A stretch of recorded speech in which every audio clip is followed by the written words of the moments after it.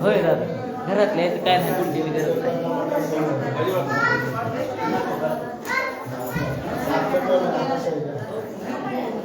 बोल मला लवकर घरातले बोल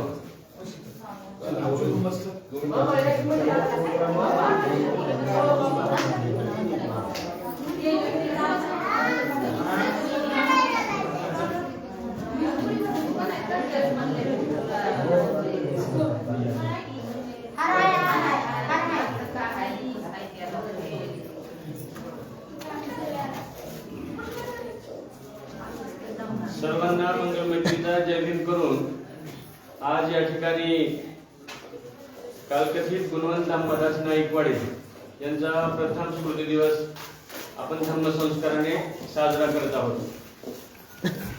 बुद्धाचा धर्म म्हटल्यानंतर मेलेल्या माणसाचे एक कार्यक्रम नसतात, परंतु बुद्धाचा धम्म सांगतो की कसं जगावं आणि त्याचं मूर्तिमंत उदाहरण म्हणजे या ठिकाणी आपण जे आदर्श मान ठेवलेले आहेत तिथं तथागत गौतम बुद्ध आणि बाबासाहेब 2500 वर्षापूर्वी बुद्ध निघून गेलेले आहेत शरीरानं, मात्र त्यांच्या त्या पुण्य कर्मानं ते अजरामर आहेत. चराचराचं मंगल करणारा धम्म त्यांनी दिला म्हणून. आणि जगामधील विद्वान लोक आजही प्रथम स्थानी बुद्धाच्या मूर्तीलाच वंदन करतात, म्हणून यांचा आदर्श आपण घ्यावा. आज आपण गुणवंत भाऊ नाईकवाडे यांना आदरांजली वाहत असताना आपणही काही गोष्टीचा संकल्प केला पाहिजे.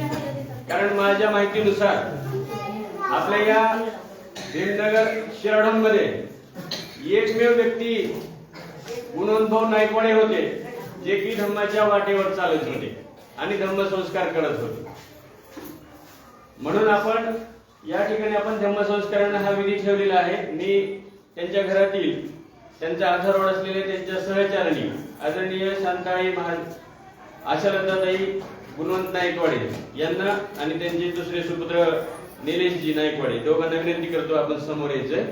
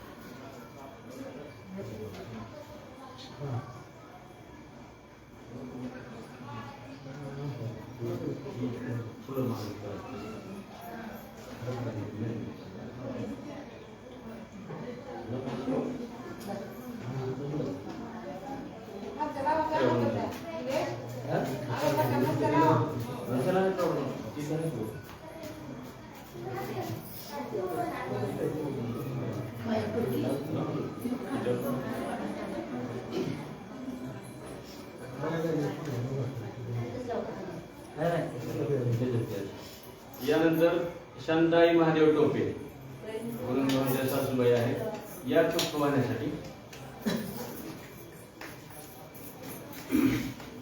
ज्ञानोबा सखाराम टोपे आहेत का?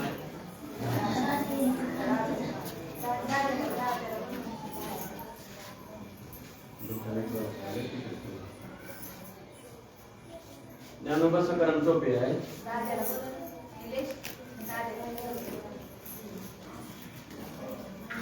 गौतमीताई समाधान मस्के आहे का नाही?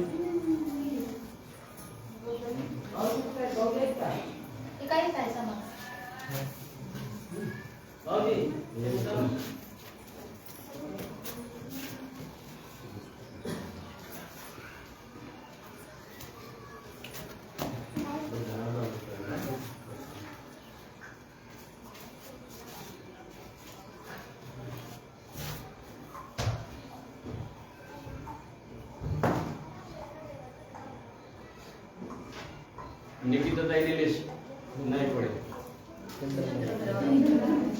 निकिताताई चंद्रवली नाईकवाडे या दोघं.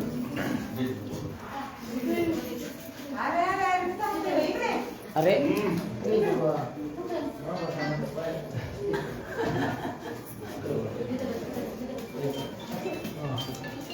बस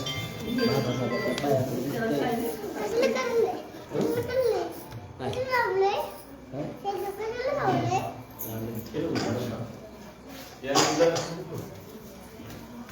कलकत्तीत गुणभाऊ नाईकवाडे यांचे सहकारी आणि त्यांचे परममित्र असलेले आदरणीय शहाजी दादा पाटील यांना विनंती करतो. तसेच सन्माननीय बाळासाहेबजी माकुडे साहेबांना दोघांना विनंती करतो आपण बुद्ध भीमाच्या प्रतिमेला या ठिकाणी धूपदीप पुष्पाने वंदन करा.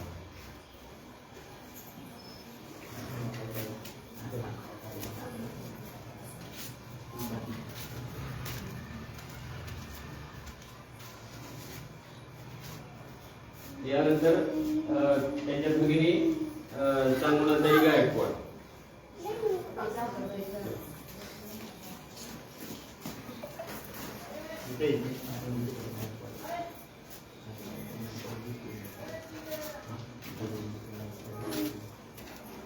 आर्य मित्र नाईकवाडे आणि ज्योती नाईकवाडे.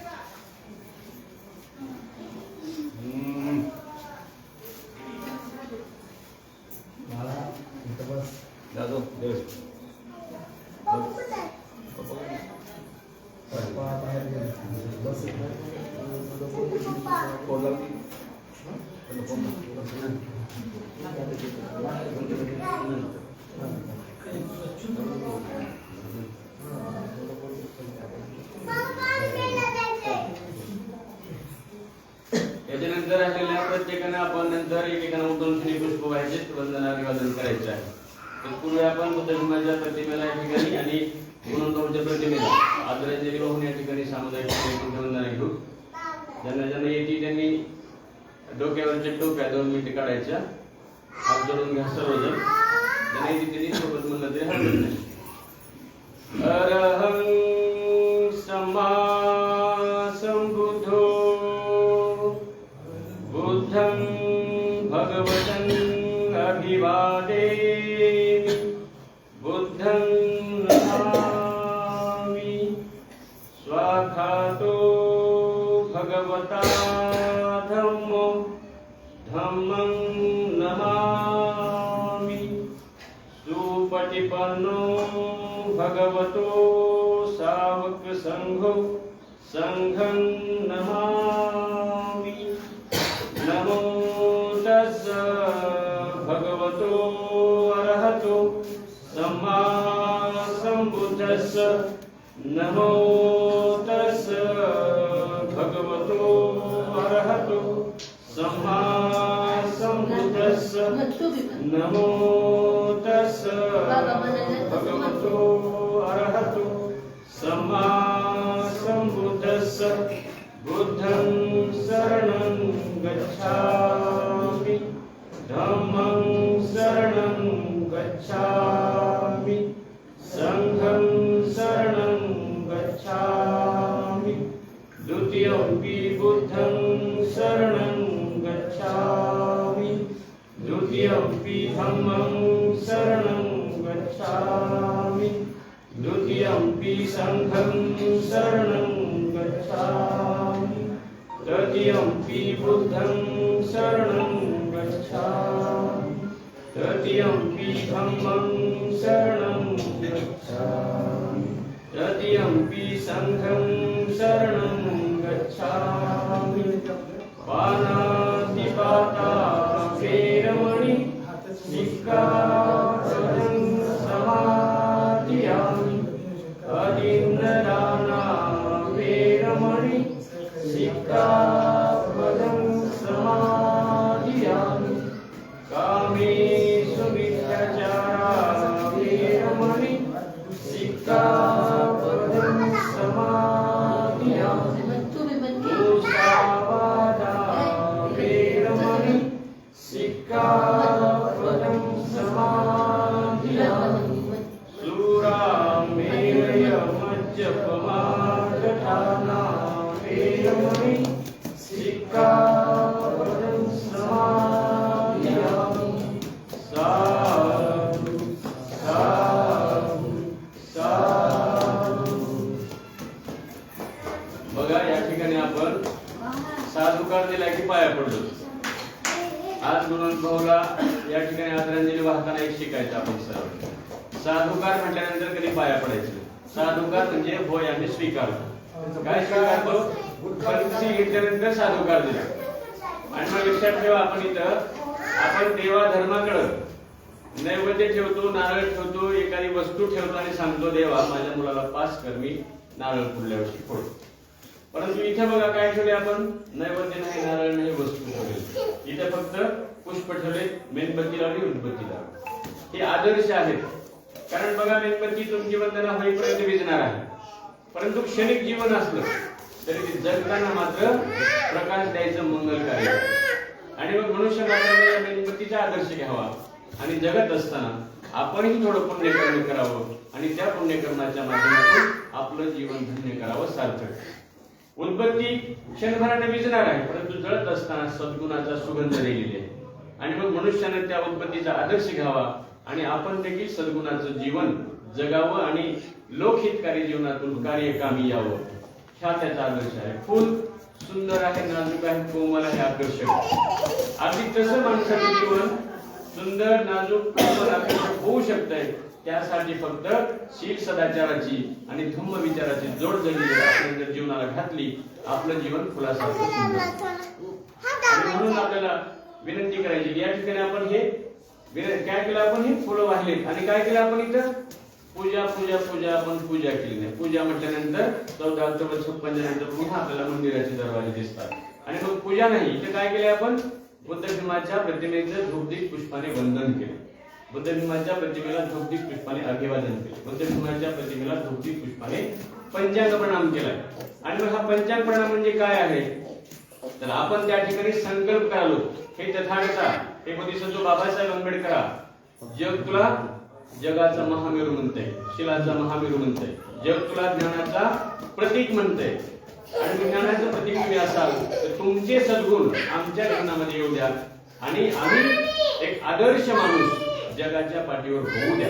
अशा प्रकारचा जो संकल्प असतो त्याचं नाव आहे वंदन, त्याचं नाव आहे अभिवादन, त्याचं नाव आहे पंचांग प्रणाम. आणि त्यानंतर आपण पंचशील घेतलं. पंचशील घेतल्यानंतर तुम्ही साधुकार दिलेला आहे, म्हणजे हे पंचशील जगण्याचा संकल्प आपण केला. परंतु आपण पाया पडलो. म्हणून पंचशील म्हणजे काय आहे बघा? पंचशील म्हणजे कुठल्याही जाती धर्माची, म्हणजे हिंदूची आई असेल, मुस्लिमाची आई असेल, ख्रिस्तीची आई असेल, पारसीची आई असेल, जैनाची आई असेल, शिखाची आई असेल किंवा तुम्ही इथं बसलेल्या बौद्धाची आई असेल, आपल्या बाळाला जन्म दिल्यानंतर पहिलं मंगल पुण्य कर्म ती आई करते, आपल्या बाळाला अंगावरचं दूध पाजते. आणि दुधाच्या बदल्यात ती आई अपेक्षा व्यक्त करते की हे बाळा, तू जगामध्ये एवढा मोठा हो, एवढा मोठा हो, तुझ्यावर कुठलंही संकट आलं तर ते संकट सहज लिलिया पेरणारा योद्धा हो म्हणते आई. कशाच्या बळावर? केवळ आपल्या दुधाच्या बळावर. आणि त्यानंतर ती आई आपल्या बाळाला दूध पाजत पाजत बाळकडू पाजते. हे बाळकडू म्हणजे काय आहे बघा. आता प्रत्येकाने ऐकला शब्द बाळकडू बाळकडू, परंतु बाळकडू म्हणजे काय आहे? बाळकडू म्हणजे दुसरं तिसरं काही नसून त्या आईला, बाळाच्या त्या आईला तिच्या आई वडिलांनी दिलेला जो सुसंस्कार असतो त्या सुसंस्काराचं नाव बाळकडू आहे. आणि मग म्हणून ती आई आपल्या बाळाला दूध पाजताना म्हणते की बाळा, आयुष्यात कधी खोटं बोलू नकोस. मुसावादा वेरमणी सिक्कापदम समाधी. आणि चुकून खोटं बोललास तुला फासावर जायची शिक्षा मिळाली, बिलकुल फासावरचा मार्ग स्वीकार, परंतु खोटं बोलू नकोस. आयुष्यात कधी मादक मद्य पदार्थाचं सेवन करू नकोस. आयुष्यात कधी विचाराचा मार्ग पत्करू नकोस. आयुष्यात कधीही शील सदाचाराच्या वृत्तीनं साधी राहणी आणि उच्च विचारानं स्वबळावर कष्टाच्या जीवनावर तू जगण्याचा प्रयत्न कर. आणि हे जे आई सांगते त्या बाळाला, हे सांगणं म्हणजे दुसरं तिसरं काही नसून 2500 वर्षापूर्वी तथागतांनी दिलेला बुद्धाचा धम्म आहे. हे सांगणं म्हणजे दुसरं तिसरं काही नसून 14 ऑक्टोबर 56 बाबासाहेबांनी दिलेला बुद्धाचा धम्म आहे. आणि मग म्हणून आपल्याला लक्षात ठेवायचंय की बुद्ध कुठं बसलाय? सर्व जाती धर्मातल्या जगातल्या मनुष्य मात्राच्या आईच्या हृदयात बसलेला आहे. आणि ती आई बाळकडू म्हणून बुद्धत्व पाजते बाळ. आणि मग ते जगायचे. मी आपल्याला विनंती करतो की धर्म किती मोठा आहे पाहण्यापेक्षा तुमच्या आमच्या आईने दिलेले हे बाळकडू जगण्याचा प्रयत्न करा. निश्चित समृद्धीचं वैभवाचं जीवन तुम्हाला आम्हाला प्राप्त होऊ शकल. आणि हीच खरी गुणवंत बहुधा प्रतिशील विचाराची आदरांजली असेल. यानंतर बुद्धवंदना. वनगंध गुणोपेतं एतं कुसुम संतती पूजयामि मुनिन्दस्य श्रीपाद सरोरुहे. पूजेमि बुद्ध कुसुमेन नेन पूयेन मेतेन लभामि मोक्षं. पूपं मिलायति यथा हि धम्मे कायो तथा याति विनाश भाव. घनसार प्रदीपेन दीपेन तमधंसिना तिलोकदीपं संबुद्ध पूजयामि तमोनुदं. बुद्धं धम्मं च संघं सुगततनुभवा धातु धातु गव्ये लंकाय जम्बुदीपे तिलसपुरवरे नागलोके चतुर्भे. सभे निबुद्ध दशबलतमुजं बोधिचेतियं नमामि. वन्दामि चेतियं सर्वठानेषु प्रतिष्ठित शारीरिक धातु महाबोधि बुद्धरूपं सकलं सदा.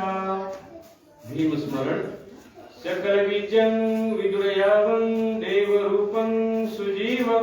निर्मलचक्षु कविरघोषं गौरवर्णं सुखाय. अभयचित्तं निर्भयकामं विरतधम्मं सुपेम.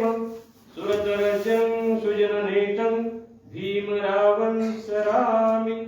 भीमरावं सरामि. भीमरावं सरामि. भीमस्मृती. दिव्य प्रभरत्न तु साधु वरदान तु आद्य कुलभूषतु भीमराज. सकल विद्यापति ज्ञान सत संगति शास्त्रजा सन्मति बुद्धि तेज. पंकजा नरवरा रक्त सजन उद्धरा भगवंत आमुचा खरा भक्त काजा. चौदार श्रृंगरी शास्त्रधरी ताकरी कापला हरिउरी रौद्र रूपा. मुक्तिपथ कोणता जीर्ण स्मृती जाळिता उजाळल्या आघातिका मार्ग साजा. राष्ट्र घटना कृती शोभते भारती महामानव बोलती सार्थ संज्ञ शरण बुद्धास्मी शरण धम्मास्मी शरण संघास्मी भीमराजा भीमराजा भीमराजा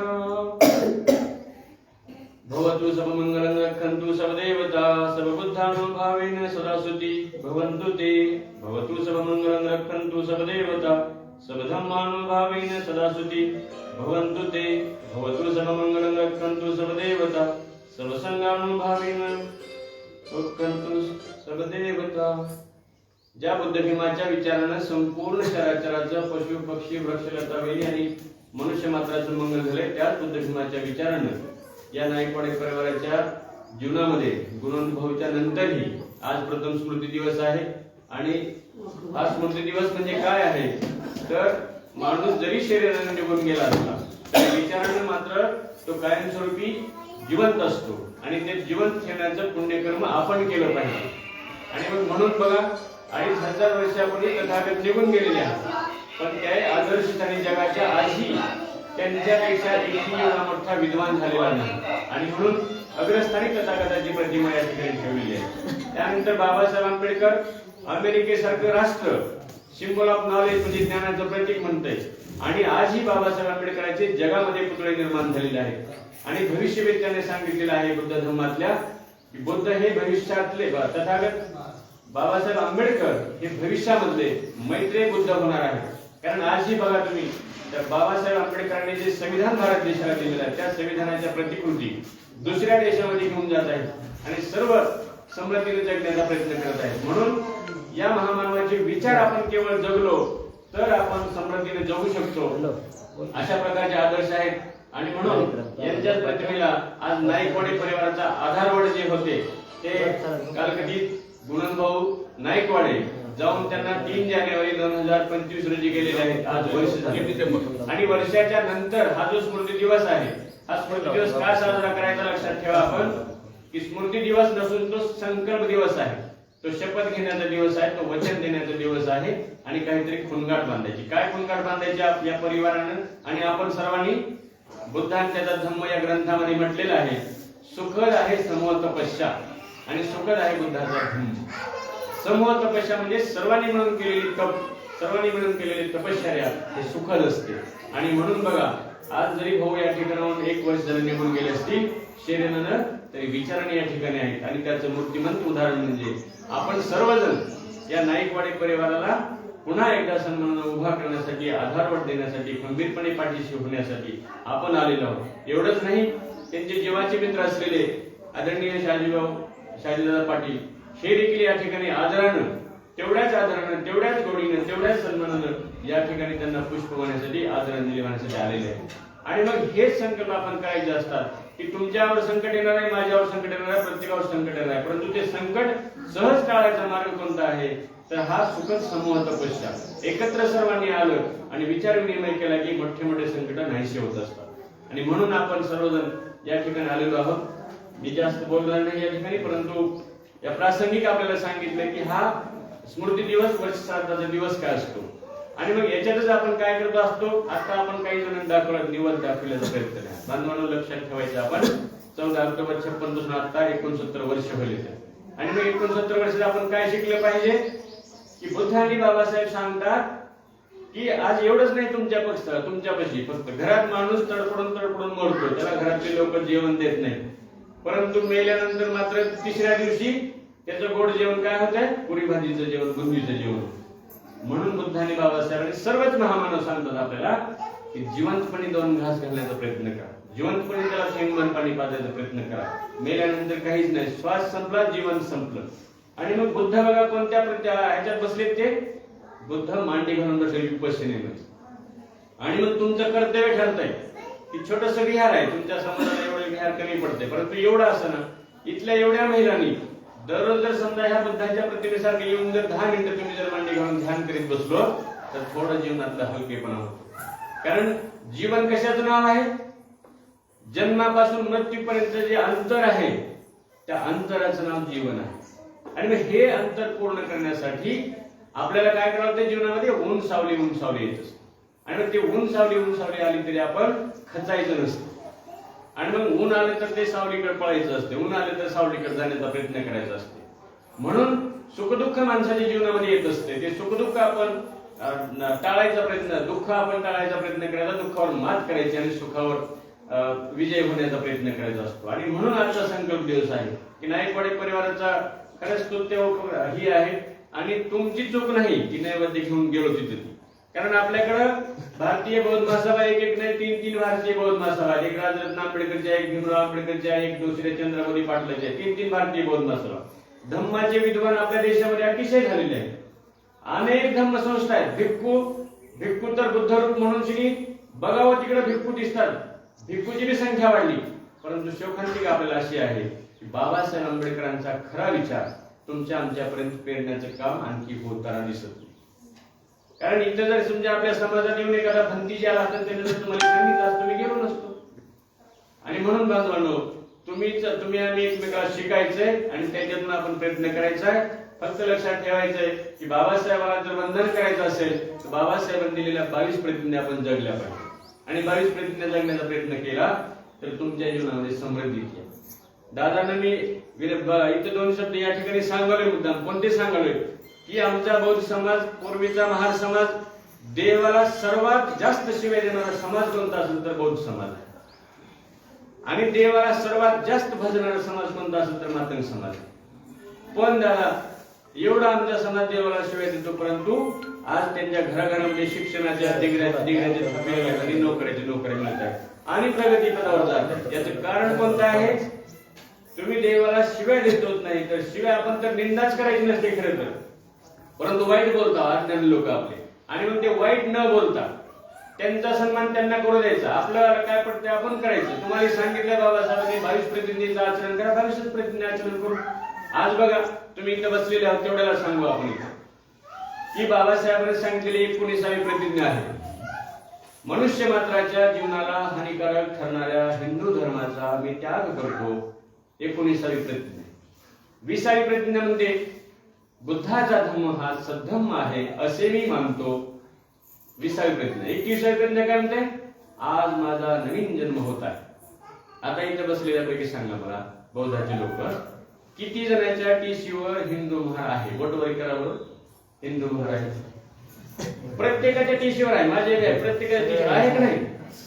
ज्याच्या टीसीवर हिंदू महार आहे ते लोक बाबासाहेबांचे अनुयायी होऊ शकत नाही. बाबासाहेबाला मी माझ्या बापाचा बाप म्हणू शकत नाही. 70 वर्ष होईल, लक्षात बसलं तुमच्या. आणि मग हे एक उदाहरण दिलं तुम्हाला. म्हणून विनंती आहे आपल्याला की 22 प्रतिज्ञा जगल्यानंतर तुमच्या जीवनामध्ये समृद्धी येते. दादा आमच्या घरात एकच समृद्धीचं वैभव आलेलं आहे.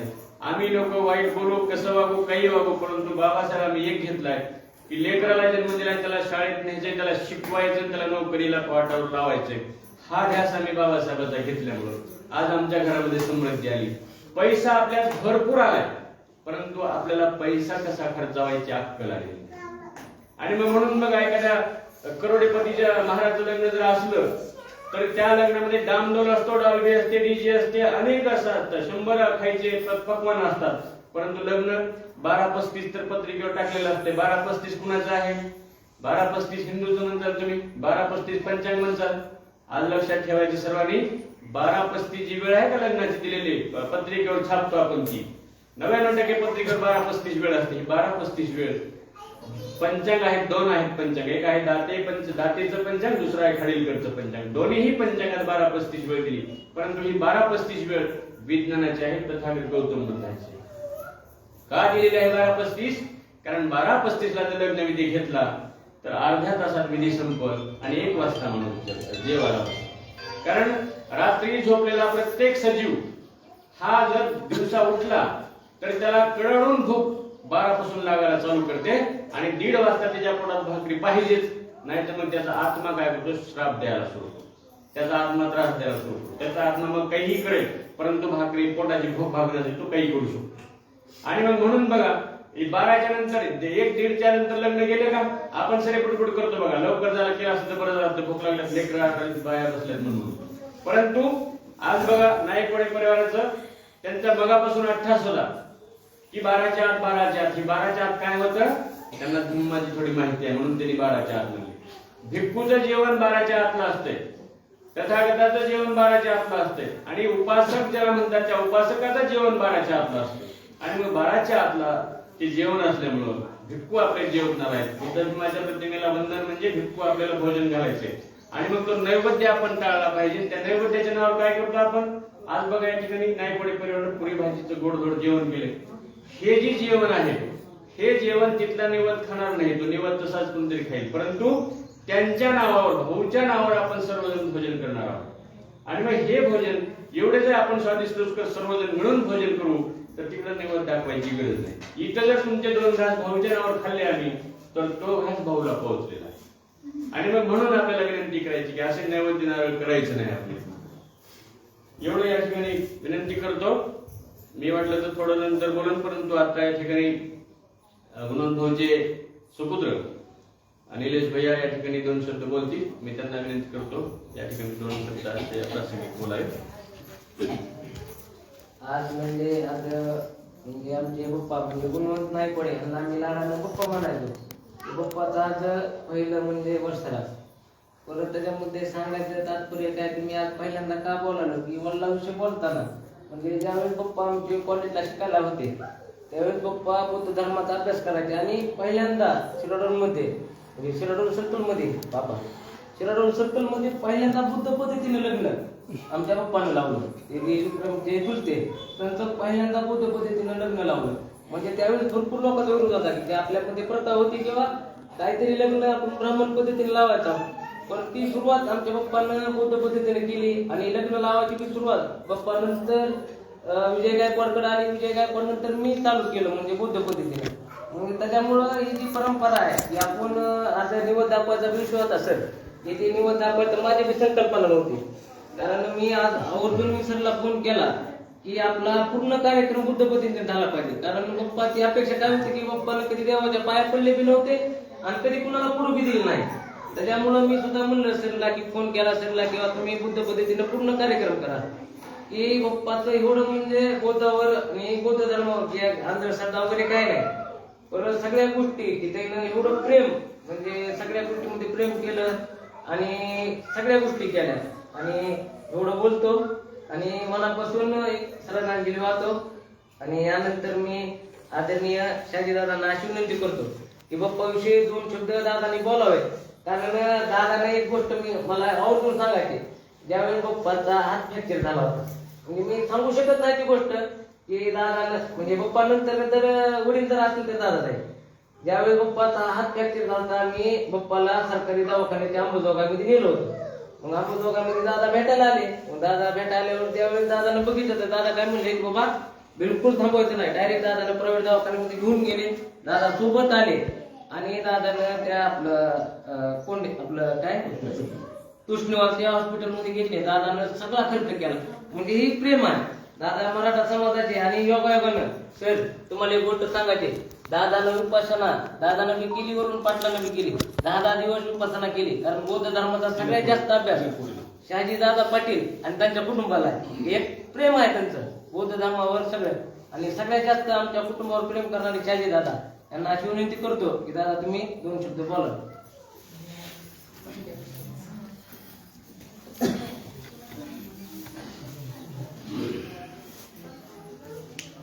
आज या ठिकाणी गुरुबाप्पाच्या प्रथम श्राद्धाचा दिवस आहे. सर्व बुद्धोपासिका खरं तर गुरुबाप्पा आणि माझं खूप जुनं नातं आहे. त्या काळात शिकलेल्या व्यक्ती जेव्हा बोलताना पुस्तक वाचताना मला दर मांडण्याची पुस्तक ह्या बी आता घ्या मरेपर्यंत वाचण्याचा खूप नाद होता. म्हणजे बुद्ध धर्माच्या बाबतीत अशी एक त्यांची मानसिकता होती की आमच्या सगळ्या समाजाने बुद्धाचं आचरण करावं, बुद्धाच्या विचाराचं सगळा प्रचार करावा, प्रसार करावा. ती खूप अशी खूप इच्छा असायची. आणि मग त्या माणसाचा जाऊन वर्ष झालं. त्या विचाराच्या दिशा खूप चांगल्या होत्या आणि त्याच्या माध्यमातून एक आमचा समाज बुद्ध विचार, बाबासाहेबांचे विचार समाजातल्या शेवटच्या माणसात पोहोचून त्या समाजाचा उत्कर्ष व्हावा अशी मनोमन इच्छा असायची. आणि त्या माणसाचा आज आपण पहिला श्राद्धाचा दिवस साजरा करतो. निलेश नायकवाडे, चंद्र नायकवाडे, अरे पापा, आमचे सर या ठिकाणी आज आपले विचार मांडले आणि खरंच या बाप्पांच्या विचाराला येणाऱ्या पिढीने स्वीकारावं आणि आपल्या बुद्धाची चळवळ, बुद्धाचे विचार, बुद्धाचे आचरण करावं असं मी सर्वांना विनंती करून आज या बाप्पांच्या श्रद्धांजली अर्पण करतो आणि त्यांच्या सर्व कुटुंबियांना खूप चांगलं व्हावं, सुख मिळावं अशी प्रार्थना करून मी बुद्धांच्या समजतो.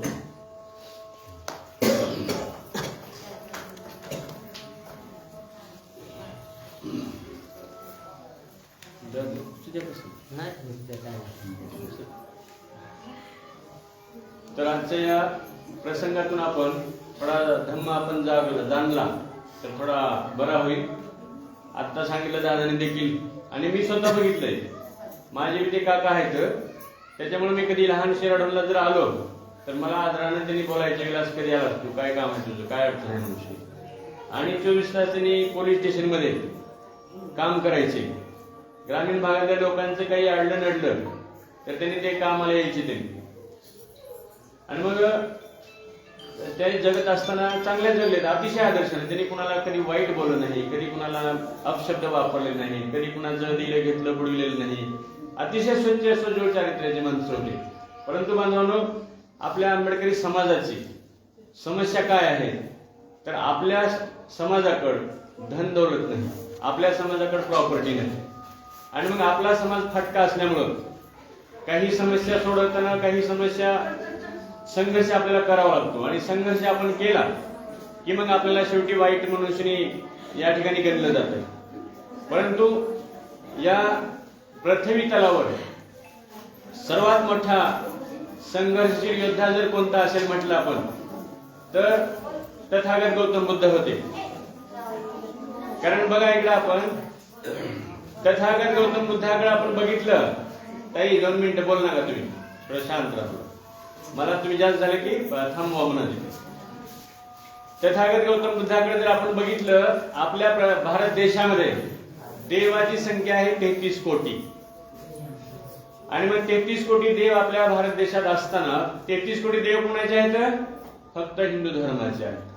त्याच्यामध्ये आता मुस्लिम धर्माचे काही घेऊ, त्याच्यात शीख, पारशी, ईसाईचे घेऊ. आता आपल्याकडे देव झालेत, आपल्याकडे बुद्ध देव झालेत, बाबासाहेब देव झालेत, रमाई देव झाले, भीमाई देव झालेत का? मग 33 कोटी देवाची संख्या 66 कोटी देवाकडे दिलेली आहे. परंतु बांधवांनो, 66 कोटी देव जर आपण मोजले तर सर्व देव त्या देवाकडे पाहिल्यानंतर प्रत्येकाच्या हातात शस्त्र आहे. परंतु तथागताकडे जर बघितलं आपण तो निशस्त्र आहे. आणि मग त्या निशस्त्र योद्ध्याचं नाव आहे, त्यांचं नाव योद्धा नाही, त्यांचं नाव आहे अयोध्या. अयोध्या म्हणजे युद्ध न करणारा तो तथागत आहे. आणि मग त्या तथागताने काय केलं बघा, 2 पावलावर चढत चढत आता तुम्हाला सांगितलेलं जी बाळकडू म्हणतो ना आपण, ती बाळकडूच केवळ जगामध्ये पेरत झाली त्यांनी. आणि मग ते पेरलेलं आज एवढं उगवलंय की जगामध्ये आज 84 देश बुद्धाच्या विचारावर जगतात. आज बोटावर मोजण्यासारखे बघा 4 देश आहेत महासत्ता म्हणून. अमेरिका आहे, चीन आहे, जपान आहे आणि दुसरं रशिया. 4 देश आहेत जगामधले महासत्ता म्हणून. आणि त्या 4 राज्यामधून जपान आणि चीन 2 महासत्ता आपल्या भारतातला बुद्ध घेऊन, आपल्या भारताचा बुद्ध विचार घेऊन अधिमहासत्ता झालेला. किती मोठा आहे बघा तुम्ही. आपल्या भारतात आणि आपल्या भारत देशाला जग काय म्हणताय? जग म्हणताय बुद्धाची भूमी, बुद्ध भूमी म्हणून ओळखले जाते भारत. आणि या भारत देशाच्या कणाकणामध्ये मातीच्या बुद्ध लपलेला आहे. आणि हे सरकार जे म्हणतो आपण स्वातंत्र्यापासूनचे, काँग्रेस पासूनचे जेवढे सरकार झाले ते आतापर्यंत सरकारापर्यंत यांचे कामच काय आहे? फक्त बुद्ध मातीत दडपायचं, बुद्ध मातीत दडपायचं. आणि मग त्याचं उदाहरण तुम्ही बघितलं असेल टीव्हीला, पेपरला, कशात तरी. परवा राम मंदिर बांधलं त्यांनी अयोध्येला. त्या अयोध्या शहराचं नावच आहे अयोध्या. युद्ध शब्द कसा आहे बघा, युद्ध आणि बुद्ध. बुद्धालाच फक्त काय केलंय, बला थोडं तोडलंय. बला थोडं तोडलं की त्या रेषेपासून की य होते तयार आणि युद्ध तयार. बुद्धाचं युद्ध सोपं आहे बघा. इथं तुम्ही धम्म जर समजून घ्यायचं असेल तर दुसरं कसं आहे, बुद्धाचं युद्ध होते थोडं बदलून. आता या ठिकाणी बघा मंगल म्हणतो बुद्धामध्ये सर्व सबका मंगल हो, सबका मंगल हो, सर्वांचं मंगल हो म्हणतात आपल्याला बुद्धाच्या धर्मामध्ये. आणि मग इकडे हिंदू धर्मात काय काढले त्यांनी बघा, ब्राह्मण लोकांनी मंगळ काढला. तुमचं लेकरू जर रडायलेलं असलं, घरात जर काही परेशानी लागली तर तुम्ही जर बामणाकडे गेलो एखाद्या आणि त्या बामणाला म्हणलं जेव्हा माझं लेकरू लय रडायला लागले तर ती लगेच सांगते तुमच्या लेकराच्या ग्रहामध्ये राशीमध्ये मंगळ आहे. मंगळ ल होत, ल असं दिसतंय, खालून जोडलं ल केलं तुम्ही, मंगलचं मंगळ केलं. आणि मग हे अपभ्रंश अशा समाजात पसरलेले आहे. शाळेमध्ये शिक्षक बघा, शिक्षकातून आपण आदर्श घेतला पाहिजे म्हणतो, आणि तो शिक्षक देखील एखाद्या लेकरू असं आता कसे अवघड लेकरू कळाले इकडे तिकडे फिरायले की नाही, परंतु हे लेकर म्हणजे फुलपाखरं असतात, ह्याला संस्कारांना आपण थंड करायचं असते. आणि मग अशा लेकराला मास्तर देखील शाळेत काय म्हणते, बुद्धू आहे, बुद्धू दिले, म्हणजे बुद्धाचं काय केलं त्यांनी, बुद्धू केलं. हे लक्षात ठेवलं पाहिजे. बुद्धू कुठं झालं एवढंच नाही, म्हाताऱ्या माणसाला आपण काय म्हणतो, म्हातारा. हे म्हातारा शब्द कुठून आलाय, म्हातारा शब्द बुद्धाच्या धम्मातून आलाय. कसा आलाय तर बुद्धाच्या धम्मामध्ये सर्वात ज्येष्ठ भिक्खूला महाथेरो म्हणतात, सर्वात जास्त वयस्कर भिक्खूला महाथेरो म्हणतात. आणि इकडे ब्राह्मण लोकांनी काय केलं, ज्येष्ठ माणसाला म्हातारा केलं, महाथेरोचं म्हातारा. त्याच्यानंतरच्या भिक्खूला काय म्हणतो आपण, थेरो म्हणतात. ह्या थेरोचं काय केलं, थेरड्या. इकडे ह्याने अपशब्द केले, थेरोचं इकडे रूपांतर थेरड्या केलं. शब्द बघा तिथं आपल्याला. आता तुम्ही एवढे शिकलोत, सांगा बरं वाराचे नाव. पहिला वार कोणता आहे, सोमवार. दुसरा वार, तिसरा वार, मोठ्यानं म्हणायचं सर्वजण. तिसरा वार कोणता वार आहे, बुधवार. MBA शिकलेले तुम्हीच नाही बरं का, MBA शिकलेले, PhD केले, त्याला मी बघा तुम्हाला सांगितलं आपल्याकडे भिक्खू दरवाजाला येणार आणि विद्वान धम्माचे आपल्याकडे येणार. बुधवारला लक्षात ठेवायचं. आज गुणवंत भाऊला धनंजय वादनाचा संकल्प करायचा. आपण काय म्हणायचं बुधवारला, बुद्धवार म्हणायचं आपण. कारण तो बुध म्हणजे कुणी ऋषी मुनी तपस्वी देव दानव कुणीच नाही या पृथ्वीतला. तिसरा वार हा तथागत गौतम बुद्धाचा आहे, त्या वाराचं नाव आहे बुद्धवार. आता हे लक्षात ठेवा, आपण बुद्धवार कशाने म्हणायचे त्याचे संदर्भ तुम्हाला सांगतो. आता सांगितलं तुम्हाला हिंदूचे 2 पंचांग आहेत म्हणून, एक दातीने लिहिलेलं पंचांग आणि दुसरं खडीलकरांनी लिहिलेलं पंचांग आहे. दोन्हीही पंचांगामध्ये सर्वात अपशकुनी दिवस जर कोणता असेल तर तो बुधवार. आलं लक्षात, सर्वात अपशकुनी दिवस, तिथं कोणी उपासन देत नाही बुधवाराचं. सोमवार घेतला आपण महादेवाला दिला, मंगळवार रामबाबाला दिला, बुधवार नाही, गुरुवार दिला गुरुला आपल्या, शुक्रवार दिला संतोषी माला, शनिवार दिला मारुतीला, रविवार दिला खंडोबाला. पण ही आपला बुधवार कुणाला दिला का, उपवास कोणी बुधवार करते का, तुम्ही दुसऱ्या धर्माची विचारा बुधवार कोणी, पण एक करतात बघा बुधवारी. सर्वच जाती धर्माचे लोक बरं का, सर्वच काय करतात, बुधवारी. बुधवारी कुठल्याही नांदायला, कुठल्याही लेकीला नांदायला पाठवत नाही. बुधवारी कुठल्याही जाती धर्माचे लोक आपल्या लेकीला नांदायला बुधवारी पाठवत नाहीत. ह्याचं कारण तुम्हाला आता सांगतो मी. कारण बुद्धाला वंदन करायचं असेल तर ब्रह्मचर्याचं पालन केलं पाहिजे. बुद्धाला वंदन करायचं असेल तर ब्रह्मचर्याचं पालन केलं पाहिजे. आणि मग आपली लेक जर नांदायला गेली तर त्या ठिकाणी ब्रह्मचर्याचं पालन तुटू शकतंय आणि बुद्धाला आपण बेईमान होऊ शकतो, बदनाम होऊ शकतो, बुद्धाचं तत्व आपल्याकडून मोडू शकतंय. म्हणून त्या दिवशी लेकीला नांदायला बुधवारी पाठवत नाही. आलं लक्षात. म्हणून आजपासून लक्षात ठेवायचं आपण की बुद्धवार म्हणायचे. आपण विज्ञानाने देखील तिसऱ्या ग्रहाचं नाव दिलंय बुध ग्रह. आपण आज ज्ञानपणात बुध ग्रह, कारण शाळेत तसे मास्तर शिकवतात. अहो शोकांतिका अशी आहे, इंग्रजी भाषा भारताच्या एका प्रदेशातली आहे, अमेरिकेची आहे. इंग्रजी भाषा कुठली आहे, अमेरिकेची आहे. परंतु इथल्या त्या ब्राह्मण बदमाशांनी काय केलं, इंग्रजीत बी बदमाशगिरी केली. बघा बिहार राज्य आहे, आठवतंय तुम्हाला बिहार राज्य, ते बिहार राज्य नाही, त्याचं बिहार राज्य आहे. परंतु त्या बिहार मधल्या लोकांनी विही खाऊन टाकलं. अहो आपल्या शेळ्या मेंढ्या राखणारा गुराकी अडाणी माणूस देखील विजयाचं प्रतिकून असं बोट करते. विही अक्षर आहे, आलं लक्षात, व्हिक्टोरीचं विही आहे इथं, हे बोट करतायत. परंतु बिहारमध्ये असं करतात, परंतु हे काय म्हणतात, बी म्हणतात. आता हे बी कुठं होईल असं, म्हणून त्या बिहार राज्याचं नाव विहार आहे, सारे तिथं विहारच विहार आहेत बुद्धाचे, ती बुद्धभूमी आहे मूळ. आणि मग त्या राज्याचं नाव त्यांनी बदलून टाकलं बिहार ठेवलं. आणि मग तिथं म्हणजे आपल्या देशातलं नसताना देखील त्यांनी खाऊन टाकलं, तिथं बिहार ठेवलं. माझं नाव विलास आहे, तिकडे गेले की बिलास म्हणते. एखाद्याचं नाव वसंत आहे, तिकडे गेले की बसंत म्हणते. आलं लक्षात? म्हणजे इथं एवढंच बदमाशगिरी केलेली आहे. आणि मग म्हणून आपल्याला लक्षात ठेवायचे की आपण जागृती केली पाहिजे. काय जागृती आपण करावी? तर अशा प्रकारचे स्मृती दिवस साजरे करणं, मरणोपरांतचे, तर हा स्मृती दिवस म्हणजे संकल्प दिवस असतो. आज आपण काय संकल्प केला पाहिजे? या नायकवाडी परिवाराने काय संकल्प केला पाहिजे? बुद्ध आणि बाबासाहेबांच्या विचाराला जर आपण संकल्प करायचा असेल तर आपण गुणवंत भाऊला जर आपल्याला पुन्हा एकदा विचारांना जिवंत ठेवायचं असेल तर या नायकवाडी परिवारानं, त्यांच्या पाहुणे रावळ्यांनी, त्यांच्या मित्र परिवाराने आपलाही शेवटचा श्वास जिवंत असेपर्यंत, शेवटचा श्वास असेपर्यंत आपणही त्यांच्या विचाराला प्रमाण मानलं पाहिजे. ती मैत्री आपली, ती नातं आपलं अबाधित ठेवलं पाहिजे. आणि त्यांनी दिलेले सुसंस्कार, आता हे तुम्ही जे आलेले आहोत का, आपण काय म्हणतो? पुण्यानुमोदन म्हणतो, पुण्यस्मृती दिन म्हणतो आपण. पुण्यानुमोदन म्हणजे काय असतंय? तर मी जगत असताना जेवढं काही पुण्य केलेलं आहे तेवढ्याच पुण्यकर्माला अनुमोदन द्यायचं असतं. बाकीचे वाईट कर्म चिंतन करायचं नसतं, ते वाईट कर्म आपण सोडायचे आणि पुण्यकर्माचं अनुमोदन द्यायचं असते. त्याला आपण म्हणतो पुण्य अनुमोदन. आणि मग कसं आहे, प्रथम स्मृती दिवस हा देखील पहिला आपल्याला पुण्यस्मरण दिवस आहे.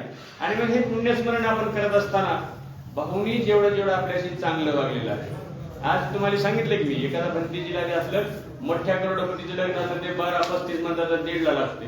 परंतु आज बघा, निलेश भाईची गडबड होती 12च्या आत म्हणून. हा धम्म शिकला पाहिजे. ज्यांनी धम्म जाणले का त्यांनी बरोबर 12:35 लग्न लावतात. आणि 12:35 वेळ कशी आहे? पावसाळ्यामध्ये देखील लग्न जर असलं तरी 12:35 त्या उष्णतेच्या धोतामध्ये पाऊस देखील थांबतो. हिवाळ्यामध्ये देखील थंडी वाजत नाही, उन्हाळ्यामध्ये देखील तिथे काही वाटत नाही. आणि त्यावेळेला बरोबर भूक लागलेली असते. आणि मग 12:30च्या नंतर 1:30 वाजेपर्यंत दिलेलं भोजन हे सकस असतंय, पौष्टिक असतंय आणि मन तृप्त करणार असतंय. आणि मन तृप्त केल्यानंतर मात्र त्याचा आशीर्वाद प्राप्त होत असतो. म्हणून आपण काही गोष्टी लक्षात ठेवल्या पाहिजेत. आणि मग ह्या धर्म संकल्पनेतून आपण चलत असताना बाबासाहेबांनी आपल्याला सांगितलंय, पुस्तक संपन्न मस्तक कुठेही होत नसतं नतमस्तक. आणि मग हे आपण बाबासाहेबांना आदरांजली वाहत असताना बघा, बाबासाहेब आंबेडकरांचे 3 गुरु होते. तथागत गौतम बुद्ध, महात्मा ज्योतिबा फुले आणि संत कबीर. तिन्ही गुरु बाबासाहेबांना कधी कुठं आयुष्यात भेटले नाही. हे तिघही भेटले कुठं बाबासाहेबांना? बाबासाहेबांना 3 गुरु भेटलेत ग्रंथामध्ये. आणि मग कुणीतरी कवीने म्हटलंय बघा, एक भीम पुतळ्यात नाही भीम पुस्तकात हाय. आणि मग आपले येडे काय केलेत आज बी? आपण बघतो, आपण हिंदू धर्माच्या घरी गेलो आपण तर कुणाच्या घरामध्ये साईबाबाची मूर्ती आहे, कुणाच्या घरामध्ये तिरुपती बालाजीची मूर्ती आहे, कुणाच्या घरामध्ये अंबाबाईची मूर्ती आहे.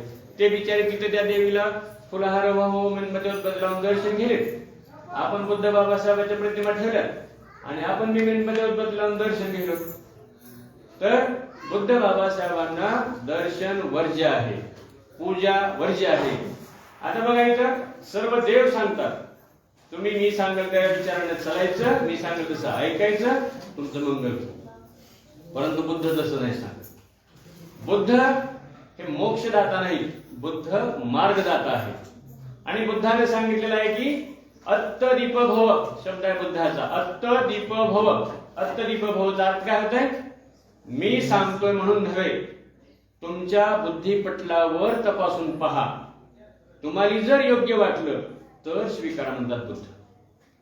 अगदी तसंच बघा, 14 ऑक्टोबर 56 बाबासाहेब आंबेडकर धम्मदीक्षा घ्यायला निघाले. त्यावेळेस त्यांनी म्हणले नाहीत माझे सर्व अनुयायी चला रे धम्मदीक्षा घेऊ, अजिबात म्हणले नाही. बाबासाहेबांनी सांगितलं की 14 ऑक्टोबर 56 मी माझ्या कुटुंबासह दीक्षा घेणार आहे. ज्यांना कुणाला दीक्षा घ्यायची त्यांनी तिथली पावती फळा, दीक्षेला या आपल्या बाबा. म्हणजे बुद्धासारखंच बाबासाहेबांनी सांगितलं ना. परंतु बाबासाहेब हाच विचार आपण देखील पटला पाहिजे. परंतु आज आपल्याला झालंय कसं?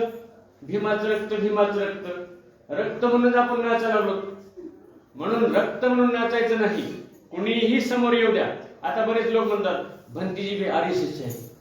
कुठला का भंतीजी असू द्या, कुठला का कुणी असू द्या, आपण त्याच्यातून काय घ्यायचंय बघा. अहो तेवढंच नाही, आज बघा संत आसाराम बापू, मोरारी बापू, श्री रामदेव बाबा असे कितीतरी संत आहेत.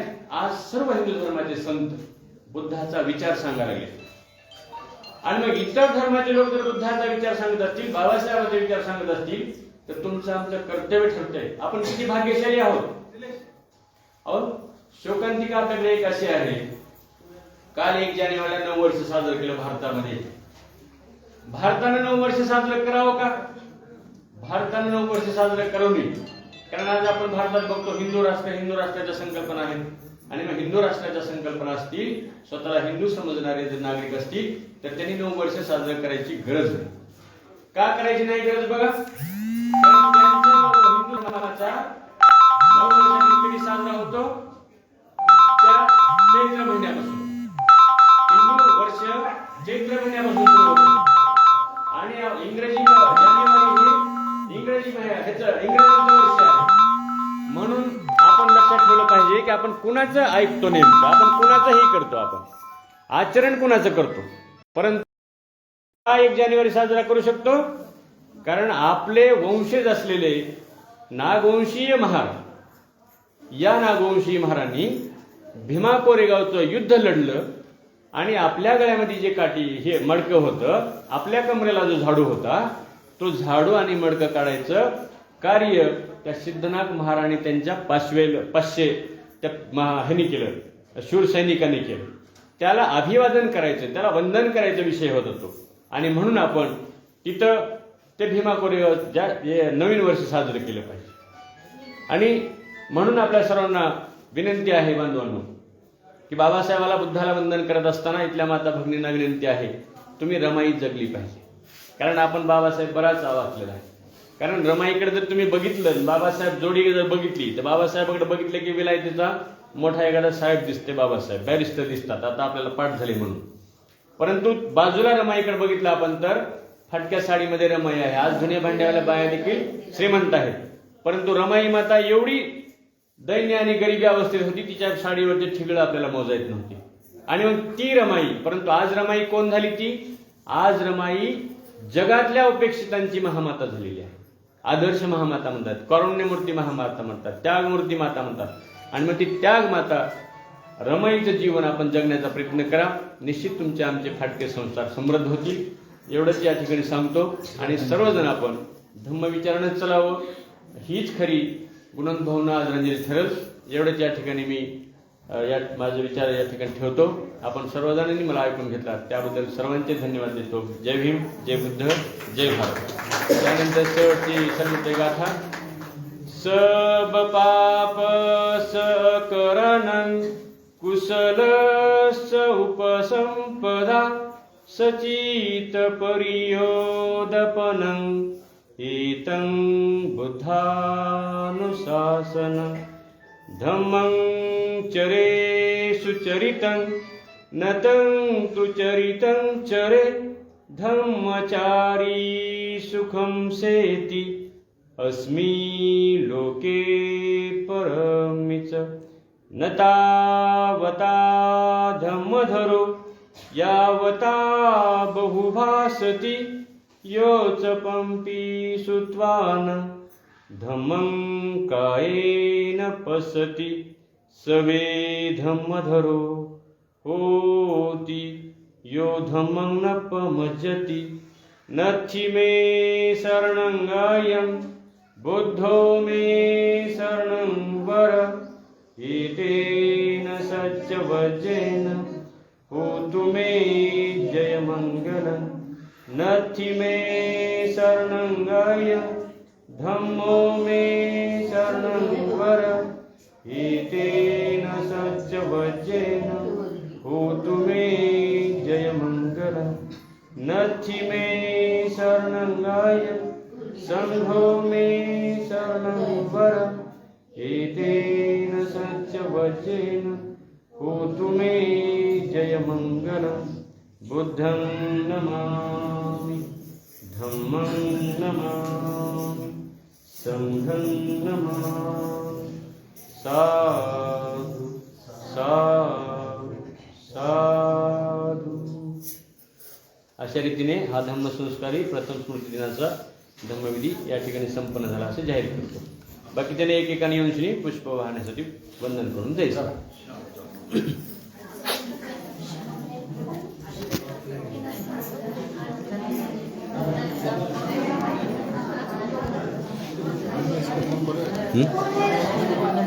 कुणाकडे असं काय माहित नाही, असं काय नंबर